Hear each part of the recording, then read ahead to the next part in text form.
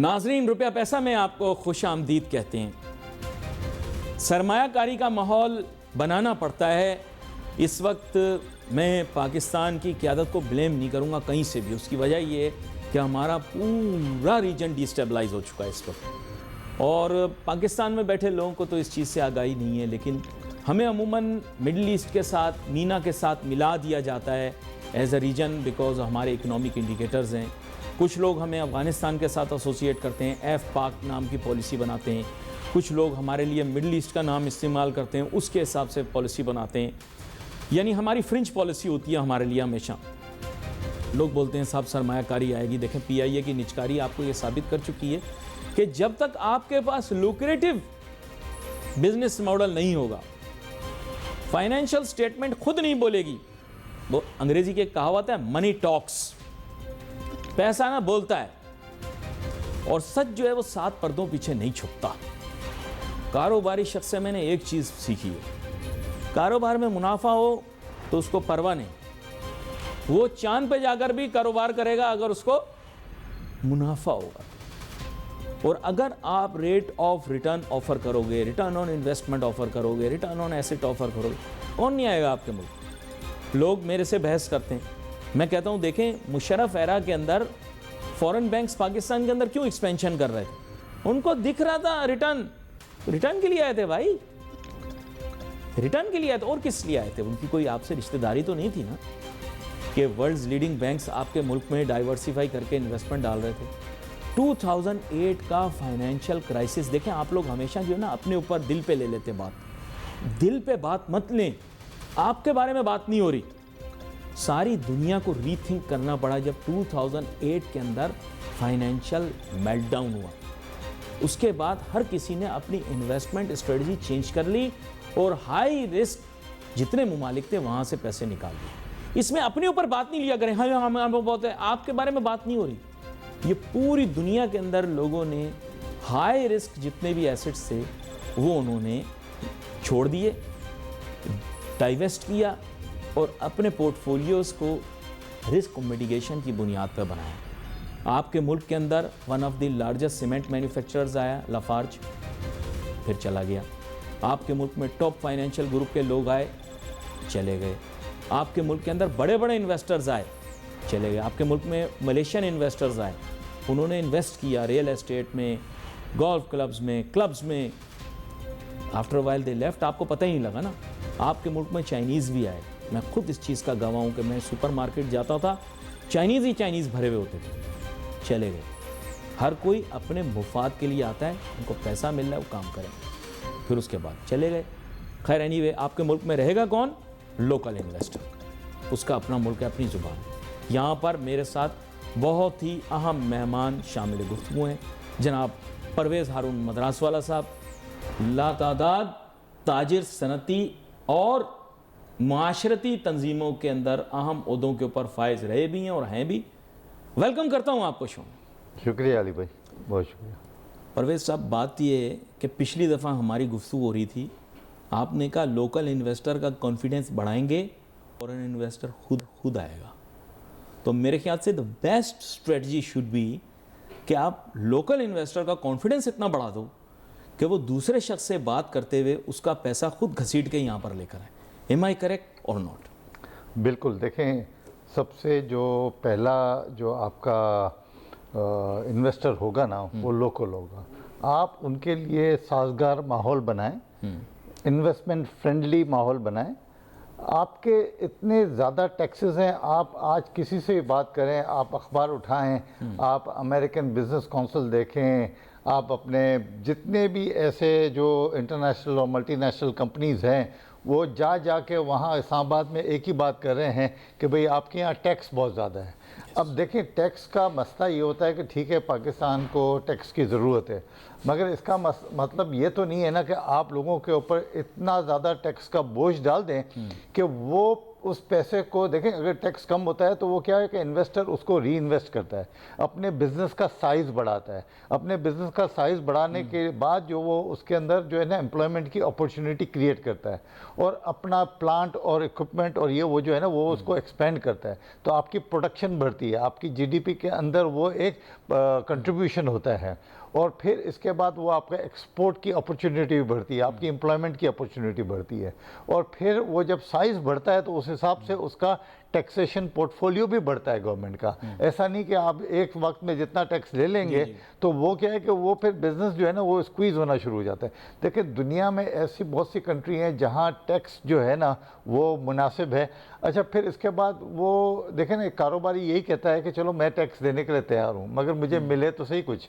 आज जो है हम गार्ड्स हमारे लेके रखे हुए हैं, पानी हम टैंकरों से ले रहे हैं, बिजली के लिए हमने जनरेटर रखे हुए हैं, रोडों के लिए हमारे पास मुनासिब रोड नहीं है तो वो उसमें डालों में घूम रहे हैं, क्योंकि भाई रोड नहीं है, क्या करें, तो ऐसी गाड़ियों में घूमना पड़ता है कि जहां हम उसको इजीली एक पॉइंट से दूसरे पॉइंट पे पहुंच जाएं और हमें कहीं खड्डे खुड्डे में हम फंसे नहीं। तो बात दरअसल कि जब ये सारी चीज़ें हमें खुद करनी है और फिलंथ्रोपी, आप देखें ना कि हर जगह पे हमारे जो है हॉस्पिटलों में कितना रश है और कहाँ से गरीब आदमी जाता है लेने के लिए और उनकी वो ट्रीटमेंट हो रही है। फिर एजुकेशन, अच्छा हमारे यहाँ सबसे ज़्यादा इम्पोर्टेंट ये है कि एजुकेशन नहीं है, एजुकेशन में हम पैसे नहीं लगाते। हमारे पास इतनी यूथ है जिनके पास बेचारों के पास एक्सेस टू स्कूल नहीं है। ये बड़ा अहम नुक्ता है जो आप परवेज साहब देखें, ये आपने एक जो हाईलाइट किया ना एलिमेंट, ये बड़ा की एलिमेंट है। इनके अंदर आपको पता है कॉर्पोरेट इनकम टैक्स के ऊपर बड़ी टग ऑफ वॉर चल रही है कंट्रीज में। पता है कंपटीशन ये नहीं है कि टैक्स कलेक्शन कौन ज़्यादा करेगा। इस वक्त जितनी कंट्रीज़ फॉरेन डायरेक्ट इन्वेस्टमेंट की ख्वाह हैं वो compete कर रही हैं कि सबसे कम कॉर्पोरेट इनकम टैक्स कौन ऑफर करेगा। Am I correct? जी, इस पे ज़्यादा तगोदो है। यानी अगर मैं इस वक्त वियतनाम की बात करूं तो वियतनाम की टग ऑफ वॉर ये होगी कि कंपीटिंग रीजन के अंदर जो कंट्रीज़ हैं उनसे मार्जिनली मैं कॉर्पोरेट इनकम टैक्स थोड़ा कम कर दूं ताकि I become recipient of FDI, जिससे एसिड क्रिएशन इतनी हो जाएगी कि उसका क्या कहेंगे, उसका एग्रीगेट इफेक्ट जो होगा वो टैक्सेशन बढ़ने में ही होगा।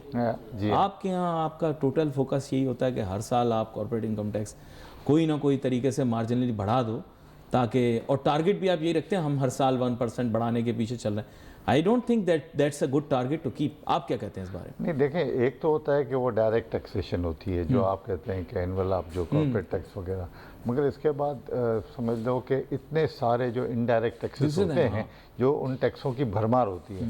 आप मोबाइल टेलीफोन को चार्ज कराएं उस पर, आपके बिजली के बिलों पे, यानी कि there are number of other taxes which everybody is paying. ठीक है ना, ऐसा कोई पाकिस्तान में बंदा ही नहीं है कि जिसने कभी किसी कोई जगह पे टैक्स दिया ही नहीं है। यानी कि मैं समझता हूँ कि everybody is paying some amount of taxation to the government. ठीक है ना, फिर इसके बाद देखें ये होती है कि ये जो टैक्सेशन का जो शेयर होता है ना, ये क्या होना चाहिए कि आगे लोगों की वेलफेयर के लिए वो उसको यूज़ करना चाहिए। देखें दुनिया में अगर कोई कंट्री में आप टैक्स लेता है या एक बंदा देता है ना, तो उसकी एक्सपेक्टेशन ये होती है कि वो पैसा लोगों की वेलफेयर में होगा और वेलफेयर में होकर वो जो यूथ जो निकलेगी और जो आपकी जो बिजनेस स्ट्रीम में आएगी ना, तो वो इतनी होशियार होगी, उसके पास इतना टैलेंट होगा और पढ़ा लिखा होगा और उसके पास इतने स्किल्स होंगे कि वो आपके बिजनेस को और मजीद आगे बढ़ा सके। अच्छा, एक एक्सपर्ट से मैंने पूछा, एक आपके सामने केस स्टडी क्या कह लें या एक सिनारियो रख देता हूँ,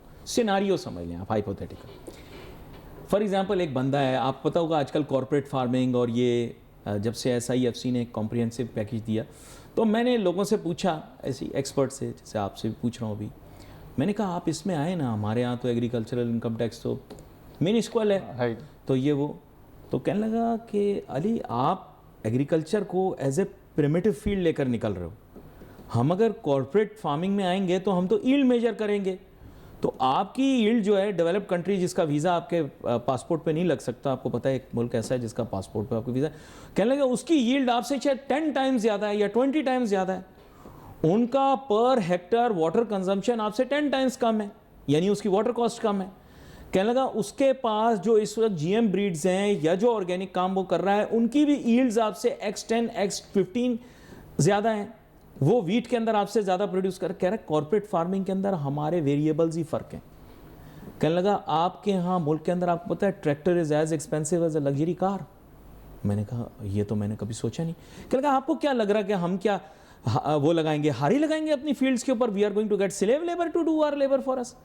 कहने लगे भाई जितना लेबर आप यहाँ पर 1 एकड़ में इस्तेमाल कर रहे हो, हम बाहर के ममालिक के अंदर 750 एकड़ में इस्तेमाल कर रहे हैं। मैंने लाफ किया, मैंने कहा आप जोक कर रहे हैं। कह रहा है नो, रीजन इज कि हमारे यहाँ ह्यूमन इंटरवेंशन मिनिमम है, हमारे यहाँ तो पेस्टिसाइड तक जो है वो हमारा जहाज स्प्रे करता है, we cover so many fields and आधे करेक्ट। उन्होंने कहा हमारे यहाँ ड्रिप इरिगेशन है भाईजान, उन्होंने कहा हम नहीं कर सकते। और मैंने खुद अपनी आंखों से देखा है कैलिफोर्निया के अंदर किस तरह से कम पानी के अंदर डेजर्ट वाली जगह के ऊपर भी फार्मिंग कर रहा है। उन्होंने कहा कॉर्पोरेट फार्मिंग ऐसे नहीं होती, या आपके जहन में ये है कि वहाँ पर आपके लगे हुए होंगे खेती करने में, लोग बुआई कर रहे होंगे। बोला ये सब मैकेनाइज्ड है जैसे चाइना के अंदर। Are they correct? मुझे तो मैंने बिलीव नहीं किया। मैंने कहा नहीं आप गलत बोल रहे हैं। वो बिल्कुल सही कह रहे हैं, जो भी आपको साहब मिले थे बिल्कुल 100% मैं उसको एग्री करूंगा कि देखें मैकेनिकल फार्मिंग होती है, यही जो है ना आगे फ्यूचर है। आप जो है ना अगर एक यील्ड आपको लानी है तो आपको मैकेनिकल फार्मिंग में जाना पड़ेगा, और आपको वो सारी जो जितनी भी ज़मीन है ना उसको अगर आपको करना पड़ेगा, कल्टीवेबल। और दूसरी बात ये है कि ये सारी जो चीज़ें जो कह रहे हैं कि आपको स्प्रे करना है तो जहाज से करो, क्योंकि जाहिर बात है कि अगर 750 एकड़ की ज़मीन होगी तो उस पर तो अगर आप अपने उससे गाड़ी से करेंगे या ट्रैक्टर से करेंगे तो वो क्या है कि कॉस्ट बढ़ती जाए, क्योंकि उसके अंदर फ्यूल भी तो खर्च होता है ना। वो मुझे बड़ी अजीब कह रहे हैं 150 साल पहले अमेरिका में ऐसी फार्मिंग छोड़ दी हम लोगों ने। वो तो कह रहे हैं अब तो हम बहुत आगे हैं भाई, हमारे पास टाइम थोड़ी है इस काम का। चाइना देख लें, जितने भी तरक्की याफ्ता मुल्क हैं अब वो उन चीज़ों पे ज़्यादा फोकस करते हैं, उनकी प्रोडक्टिविटी ज़्यादा होती है, उनके यहाँ जो है ना यील्ड ज़्यादा होती है, और इसी वजह से आप देखें कि उनके यहाँ प्राइसेस ऑफ जो फूड आइटम्स है ना वो उनको कंट्रोल करके रखते हैं, क्योंकि और फिर उनके पास इतना एक्सेस जो है ना। मैंने कहा फार्म टू मार्केट। कहने लगे Ali you are laughing stock, आप इस तरह की बात करोगे। मैंने कहा क्यों? कह रहे हैं हमारा प्रोसेसिंग प्लांट हमारी एग्रीकल्चरल फैसिलिटी के अंदर होता है। मैंने कहा क्या मतलब? कहने लगा अगर हम आलू उगा रहे हैं तो हमारी आलू की धुआई वहीं पे होगी, उसकी सॉर्टिंग वहीं पे होगी, उसकी पैकिंग वहीं पर होगी। कह रहे ये फार्म टू मार्केट, ये आप किसी ख्वाब में रह रहे हो। कह रहा हमारा माल तो, अभी हम लॉजिस्टिक्स की बात कर रहे थे ब्रेक में, कह रहा हमारा माल तो पैक होके डायरेक्ट कंटेनर में चढ़ के जाता है। बिल्कुल बिल्कुल। कह रहे हमारे यहाँ फार्म टू मार्केट, आप कोई और बात कर रहे हो। बोला हमारे यहाँ फार्मर्स मार्केट होती है, जो ऑर्गेनिक फार्मिंग कर रहा हो वहीं बेच दो। बोला फार्म टू मार्केट नहीं, हमारा तो डायरेक्ट वहां जाता है, ये क्या बोलते हैं, बड़े शॉपिंग स्टोर के अंदर जाता है। आधे करेक्ट? बिल्कुल, वो जाते हैं डायरेक्ट सुपरमार्केट में जाता है डायरेक्ट, और उनकी जो एक्सेस जो होती है ना डायरेक्ट सुपरमार्केट टू कंज्यूमर होती है। कंज्यूमर है, ताकि वो जो मिडिल मैन होता है ना उसका जो खर्चा होता है वो गया, क्योंकि वो ज़्यादातर एक तो एक्चुअली वेस्ट मटेरियल बहुत ज़्यादा होता है। आपकी जो प्रोडक्ट या प्रोड्यूस होती है ना एग्रीकल्चर, वो वेस्ट होती है, वो ख़राब होती है, फिर उसके अंदर डिलेज आ जाते हैं, फ्रेशनेस ख़त्म हो जाती है। तो ये सारे जो मैकेनिकल जो चीज़ें होती हैं ना उसको उन्होंने ला के ना, मुझे कह रहे हैं कि हमारी वेस्ट प्रोसेसिंग भी यही होती है। मैंने कहा इसका क्या मतलब? कह रहे हैं देखें हमारा क्वालिटी कंट्रोल है, हमारे अफसर यहाँ बैठे हुए हैं, लोग बैठे हुए हैं, अगर कोई क्वालिटी कंट्रोल से कम हो तो हमने जो भी बाई प्रोडक्ट अपने जहन में सोचा होता है, चाहे वो मोलेसिस की कुछ भी चीज़ हो, कह रहे उसका यूनिट हमने यहीं लगाया हुआ, हम उस वेस्ट को यहीं प्रोसेस करते हैं। ये सारी चीज़ें पाकिस्तान में हो सकती हैं, मगर पाकिस्तान लेकिन होती नहीं है। क्यों नहीं होती? इसकी वजह पता है क्या है? कि ये पाकिस्तानी बिजनेसमैन को सोचने का मौका तो दें। यहाँ तो पाकिस्तानी बिजनेसमैन के ऊपर जो है ना हर किस्म की तलवारें लटकी होती हैं, हर किस्म की जो है ना फायरिंग हो रही होती है उसके ऊपर, उसको कहा जाता है कि आप चोर हो, फिर इसके बाद इतने टैक्स देने के बाद भी कुछ रिटर्न में नहीं मिलता, और फिर भी उसके ऊपर जो है ना हर साल की वो होती है। फिर इसके बाद जब पॉलिसी आती है, कोई भी पॉलिसी आती है ना वो स्टेबल पॉलिसी होती नहीं है, वो 5 साल या 10 साल की पॉलिसी होती नहीं है। मुझे एक और बड़ी अजीब चीज बताइए, हर साल नई नई पॉलिसी आती है। आज आप कोई प्लानिंग करते हो या आप कोई इन्वेस्टमेंट का प्लान बनाते हो तो वह कैसे बनाओगे? आपका तो पता ही नहीं कि अगले साल बजट में क्या सरप्राइज आने वाला है। तो यही मसले होते हैं कि पाकिस्तानी बिजनेसमैन को सोचने का मौका ही नहीं मिलता है, वो कोई अपना फ्यूचर प्लानिंग कर ही नहीं सकता। नहीं, मैंने उसके सामने फड़ मार दी ना, फड़ यानी मैंने उसके सामने भड़क मारी। मैंने कहा हमारे यहाँ ये हरी मिर्च होती है, वो सिर्फ इतने सीजन। कह रहे अली इस तरह की इंडिविजुअल जियो प्रोटेक्टेड वैरायटीज़ हमारे पास एक नहीं 1000 हैं। आप जिस भी हमारे यहाँ रैंच या फार्म में जाओगे वो ऐसी प्रोड्यूस कर रहा होगा कि वर्ल्ड प्रोडक्शन का 50% उसके पास होगा। मैंने कहा ये कैसे? कहते हैं हर फार्म स्पेशलाइज्ड है यहाँ पर, ऐसे नहीं है कि कोई वैरायटी। मैंने कहा आप क्या कहने लगा, ये आप बहुत छोटी बात कर रहे हो कि हमारा एक डिस्ट्रिक्ट है जिसमें हम हरी मिर्च, कहते हैं इस तरह की कोई चीज़ नहीं, यहाँ तो पूरी वैली में निकल जाओ, हर फार्म के अंदर आपको एक स्पेशलाइज्ड प्रोडक्ट मिलेगी जिसका वर्ल्ड 50% हमारे पास। मैंने उनको बोला, मैंने कहा बादाम, कहते हैं वर्ल्ड प्रोडक्शन का 50% कैलिफोर्निया निकाल रहा है। मैं शौक में आ गया। कह रहे आप पीकन खाओ, पीकन। मैंने पीकन देखा, वो अपने ये अखरोट जैसा ही होता है आइटम, तो कह रहा है साहब इसकी ग्लोबल प्रोडक्शन का मोनोपोली हमारे पास है, वॉलनट की ग्लोबल प्रोडक्शन की। वो मैंने कहा इतनी सी जगह में, कैलिफोर्निया में। और दूसरी बात ये है कि देखें यहाँ तो हमारे पास जो है ना, एक तो सोचने का, हमारे पास यील्ड जो है ना हम कम से कम होते जा रही है।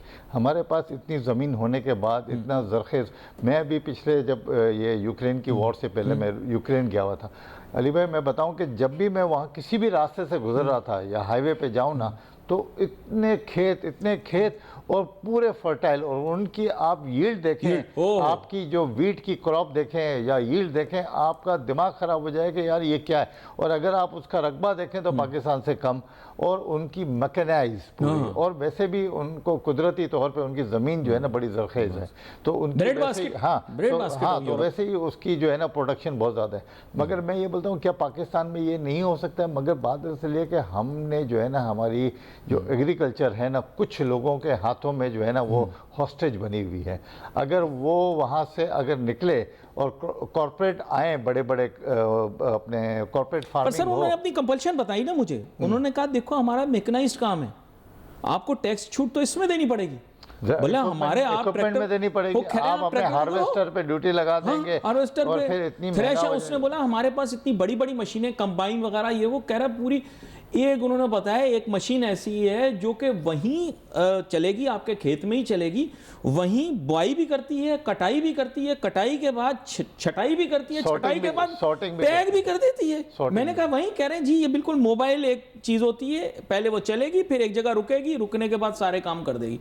मैंने कहा ये चीज़ें हमने फेसबुक यूट्यूब पे देखी हैं, तो उन्होंने कहा वहीं से ही तो रिकॉर्ड हुई हैं, ये चीजें हैं दुनिया में, यही होता है। और क्या मैंने कहा अच्छा भाई, कह रहे बड़े बड़े स्वॉचल लैंड्स जो हैं हम जल्दी जल्दी करते हैं। नाज़रीन, एक जनरल मिसअंडरस्टैंडिंग ये क्रिएट हो गई कि लैंड की शॉर्टेज और ममालिक में मौजूद है, and that's why they would like to do agriculture in Pakistan. Problem is, अगर पानी नहीं है तो उनके पास भी उनके मुल्क के अंदर डेजर्ट मौजूद है जहाँ पर पानी नहीं है, and you know they are investing millions and billions of dollars.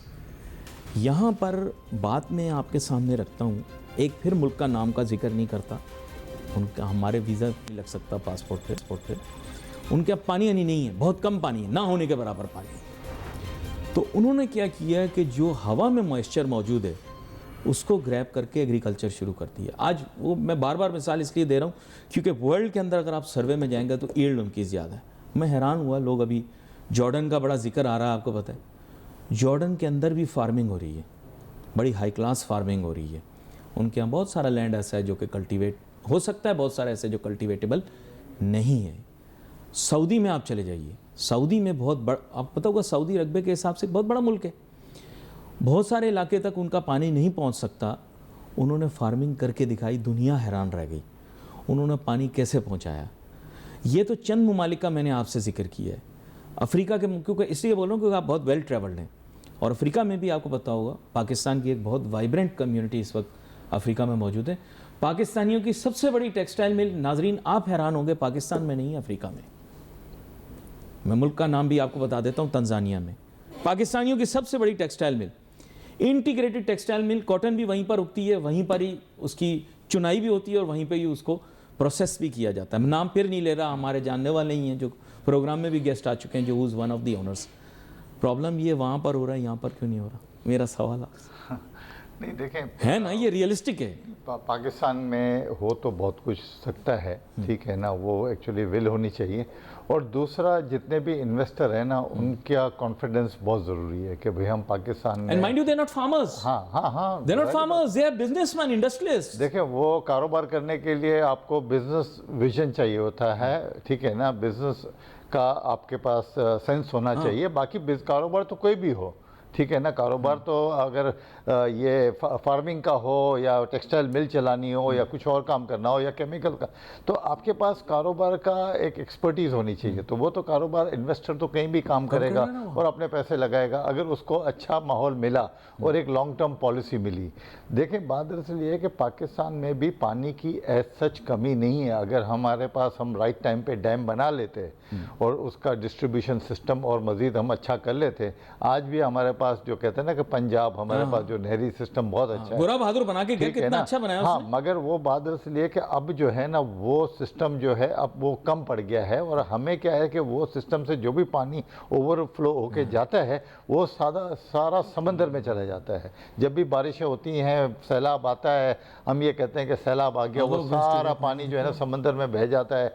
और ये जो मीठा पानी होता है हम इसको कहाँ स्टोर कर सकते हैं, हम इसको किस चीज़ के लिए हम इसको इस्तेमाल कर सकते हैं हमारी। और सबसे जो इम्पोर्टेंट जो चीज़ है, जो इम्पोर्टेंट कमोडिटी है, वो आपकी एग्रीकल्चर के लिए पानी है।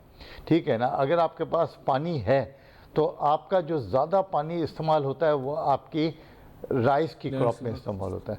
हमारे पास जो है ना, हम राइस इंटरनेशनल मार्केट में बेच रहे हैं, हम कहते हैं कि इतने बिलियन डॉलर का हमने राइस को एक्सपोर्ट कर दिया। मगर आप देखें कि आपने उस राइस के एक्सपोर्ट तो कर दिया, मगर आपका जो प्रीशियस पानी जो है ना उसका कितना यूज़ हुआ है उस क्रॉप को निकालने में।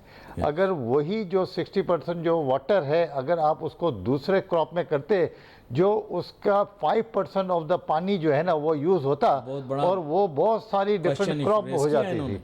तो आपका जो अभी जो 1 या 1.5 बिलियन डॉलर की आपकी राइस की है ना, आप मल्टीपल क्रॉप के अगर उगाते ना तो आप आज 10 बिलियन डॉलर का आप एक्सपोर्ट कर सकते हैं। वही पानी से। तो बात है कि देखिए, ये तो हमने जो आजकल जो हमारी जो सिस्टम में जो चीज़ें हैं या हमने पॉलिसीज़ बनाई हुई हैं या हमने एडहॉक बेसिस पे जो काम कर रहे हैं, कोई लॉन्ग टर्म विजन नहीं है। तो आपके दोस्त नाराज हो जाएंगे, राइस एक्सपोर्टर सारे। आपने बड़ा हम नहीं, ये देखें, बिजनेस फीजिबिलिटी का क्वेश्चन आपने पूछा है। बिल्कुल। क्वेश्चन फीजिबिलिटी का आज ये है कि every drop of water is precious for this country. हम कितना वाटर वेस्ट करते हैं, सबसे पहले ये इशू रेज किया। देखो, ऑब्जेक्टिव डिस्कशन हुई। फिर दूसरा क्वेश्चन इन्होंने रेज किया कि आप क्रॉप एक प्लांट कर रहे हो, उससे आप एक्सपोर्ट का बता रहे हो, लेकिन आप वाटर की कॉस्ट आप डिटरमिन कर रहे हो कि कितना वाटर, ऑल्टरनेटिव अपॉर्चुनिटी कॉस्ट जिसे कहते हैं, है ना। हाँ, हाँ। तो अब मैं कह रहा हूँ कि उसी जो वही वाटर जो है जो आप वहाँ एक जो सिंगल क्रॉप में जो आपका यूज़ हो रहा है उससे आप कितनी दूसरी क्रॉप जो है ना वो आप बढ़ा सकते थे, आपकी यील्ड बड़ी हो सकती थी, आप वहाँ पानी पहुँचा सकते थे और दूसरी क्रॉप की अगर यील्ड बढ़ाते तो उसकी इंटरनेशनल मार्केट में उससे ज़्यादा हाई प्राइसेस आप ले सकते थे। अच्छा, फिर लॉजिस्टिक आप इम्प्रूव करो, आपकी पूरी गल्फ मार्केट जो है ना वो आपके एक्सेसिबल है।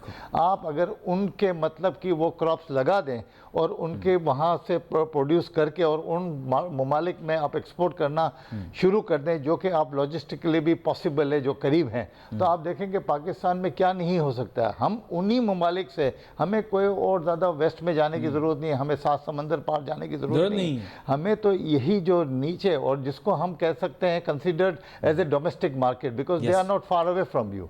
तो बात दरअसल ये है कि भाई हमें जो है ना पॉलिसी को रिव्यू करना चाहिए, देखना चाहिए क्या हमारे लिए बेहतर है, क्या चीज़ को करना चाहिए, लॉन्ग टर्म पॉलिसीज़ बनानी चाहिए और एक थिंक टैंक होना चाहिए जो हर चीज़ को एनालाइज करे। अदरवाइज तो हम ये हर साल कोई ना कोई चीज़ें करते रहेंगे।